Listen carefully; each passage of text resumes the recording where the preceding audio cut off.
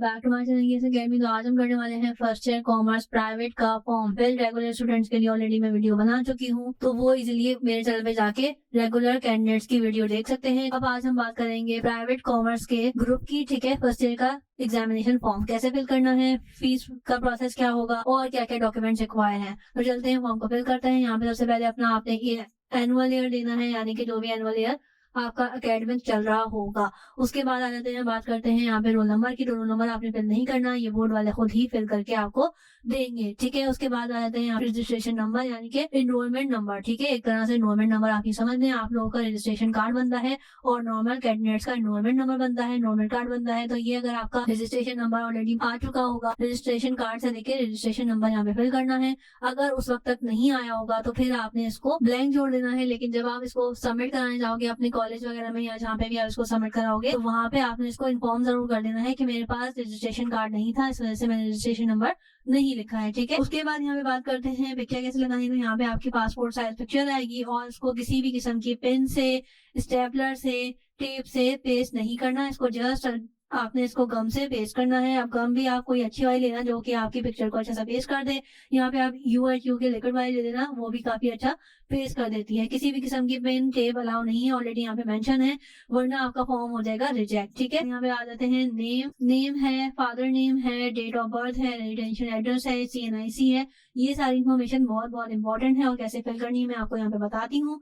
सबसे पहले बात करते हैं नेम की। तो नेम आपने किस तरह से फिल करना है, इसको ऑलरेडी यहाँ पे लिखा हुआ है ब्लॉक लेटर, यानी कि कैपिटल लेटर्स में इसको फिल करना है। तो यहाँ पे आपने लिखना है इसको, यहाँ हमने लिखा सारा, उसके बाद आपने छोड़ना है एक बॉक्स खाली, ठीक है।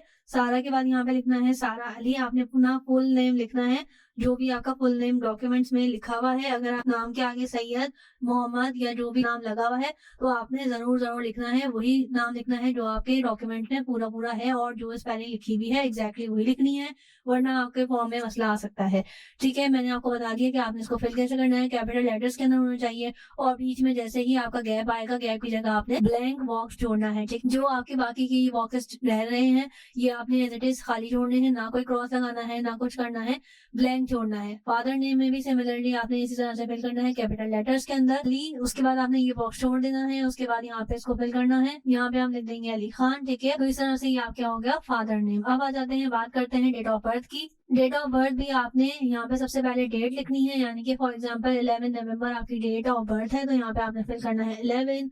उसके बाद नवंबर का महीना है वो भी 11 होता है, तो यहाँ पे आपने उसको भी फिल कर दिया। बर्थ ईयर अगर फॉर एग्जांपल 1998 है तो आपने जस्ट 98 लिखना है। अगर आपका बर्थ ईयर 2000 में है तो वो आपने इसको फिल करना है। फॉर एग्जांपल 2002 है तो आपने 0 लिखना है और यहाँ पे 2 लिखना है, दैट मीन्स के 2002 हो गया, ठीक है। तो आपने बर्थ ईयर के लास्ट के 2 डिजिट लिखने होते हैं यहाँ पे। अब बात करते हैं नेशनलिटी की। तो नेशनलिटी आपने यहाँ पे लिखनी है पाकिस्तान, अदरवाइज आपने यहाँ पे इसको अपने हिसाब से फिल करना है, जो भी नेशनलिटी आप रखते हो। उसके बाद यहाँ पे आपने मेल और फीमेल में टिक करना है, तो यहाँ पे आपने सबसे पहले टिक कर दिया और उसके बाद वही चीज आपने यहाँ पे कैपिटल लेटर्स में भी फिल करनी है। रिलीजन भी आपने यहाँ पे कैपिटल लेटर्स में फिल करना है, मुस्लिम हो तो मुस्लिम, अदरवाइज जो भी आपका रिलीजन है वो यहाँ पे आप फिल कर दें। रेजिडेंशियल एड्रेस में ऑलरेडी एनरोलमेंट कार्ड में बता चुकी हूँ, जिन बच्चों ने एनरोलमेंट कार्ड की वीडियो देखी होगी उनको बहुत अच्छे से आइडिया होगा कि हमने इसको कैसे फिल करना होता है। आपने घर में कोई भी इलेक्ट्रिसिटी बिल लेना है, गैस बिल लेना है, वहाँ पे जो भी आपका एड्रेस लिखा हुआ होगा वो आपने लिखना है। फॉर एग्जाम्पल एरिया का नाम, फिर आपने गैप छोड़ना है। अगर आपका एरिया का नाम बड़ा है तो आप एटलीस्ट एक बॉक्स तो जरूर छोड़ोगे, अगर आपके एरिया का नाम छोटा है तो आप 2 बॉक्स भी छोड़ सकते हो। सिमिलरली आपने इस तरह से इसको फिल करते जाना है। नीचे वाली लाइन भी आपके पास रेजिडेंशियल एड्रेस के लिए अवेलेबल है, इसको भी आपने कैपिटल लेटर्स में फिल करना है।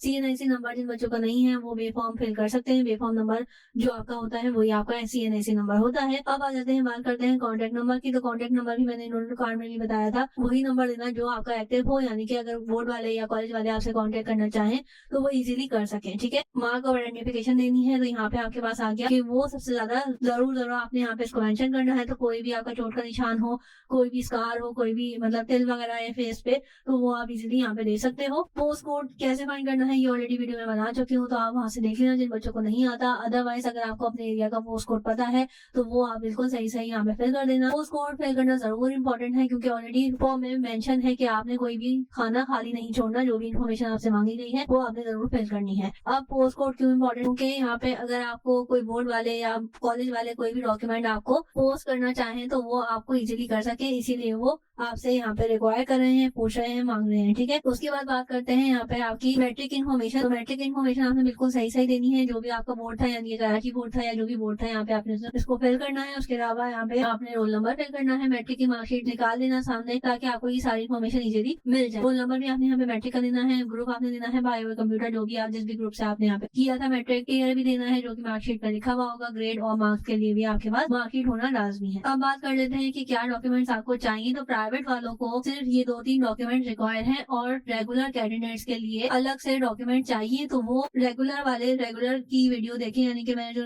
रेगुलर फॉर्म फिल करने की वीडियो बनाई है आप वो देखें, ताकि आप लोगों को ऑलरेडी आइडिया हो जाए कि क्या डॉक्यूमेंट चाहिए। अब बात करते हैं प्राइवेट स्टूडेंट की बात करते हैं। तो सबसे पहले आपसे पूछा गया है test photo copy of marksheet, ठीक है। अब मार्कशीट की जो फोटो कॉपी है वो आपको एक भी चाहिए हो सकती है और दो भी, तो कम से कम आप 2 उसकी फोटो कॉपी करा लेना मार्कशीट की। अब आपके ऊपर डिपेंड करता है, जो भी आपको फॉर्म देगा कॉलेज से तो वो आपको बताएगा कि आपको 2 कॉपियां जमा करानी है या एक, या अगर वो नहीं आपको बताए तो आप खुद से ही पूछ लेना। उसके बाद आपसे मांगी गई है photo copy of registration card. Regular students का एनरोलमेंट कार्ड होता है, इसी तरह से आपके पास रजिस्ट्रेशन कार्ड आपको दिया गया होगा, तो आपने उसकी फोटो कॉपी करानी है। और वो भी आपने अगर 2 जमा करानी है 2 करा लेना, अदरवाइज एक ही जमा करा देना, लेकिन फोटो कॉपी एटलीस्ट 2 करवा लो, क्योंकि आगे भी आपको काम आएगी। सिमिलरली परमिशन लेटर भी आपका, अगर आपने मोड चेंज किया है तो आपको परमिशन लेटर देना जरूरी है, तो उसको भी आपने जमा कराना हो। ये बात हो गई हमारे पास डॉक्यूमेंट्स की। अब आ जाते हैं सब्जेक्ट हमने कौन से टिक करने हैं, कौन से चूज करने हैं। तो यहाँ पे नॉर्मल स्टूडेंट्स के लिए उर्दू नॉर्मल ही टिक की जाती है, कि मतलब अगर आप उर्दू बोलते हो, समझते हो, तो आपको उर्दू नॉर्मल आई जाती है, उर्दू लाजमी जिसको कहते हैं, ठीक है। अगर आप उर्दू बोल नहीं सकते या समझ नहीं सकते या आपकी मदर लैंग्वेज कोई और है, तो फिर आप इन दोनों में से टिक करते हो, जिस भी सब्जेक्ट की आपने बोर्ड से इजाजत दी होती है, क्योंकि इसमें ऑलरेडी मेंशन भी है कि आपने बोर्ड से इजाजत ली, उसके बाद ही आप उर्दू ईजी या कोई और भी जबान चूज कर सकते हो, ठीक है। अगर आपके पास इजाजत नहीं है तो आप इसको नहीं चूज कर सकते, ठीक है। उसके बाद बात कर लेते हैं HC यानी कि कल्चर एंड हिस्ट्री की।